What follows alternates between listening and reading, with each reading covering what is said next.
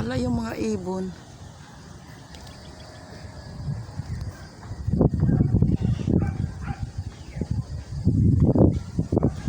Kumpul yung mga ibon, mga kalabs.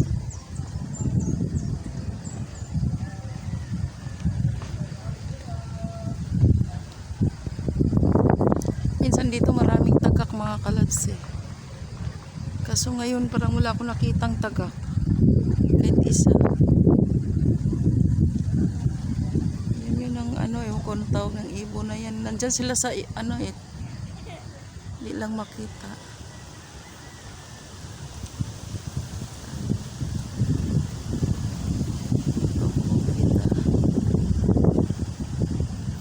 Hindi na sila mga kalalabs, hindi mahalata. Tunog lang. Bye bye mga kalabs. Bye.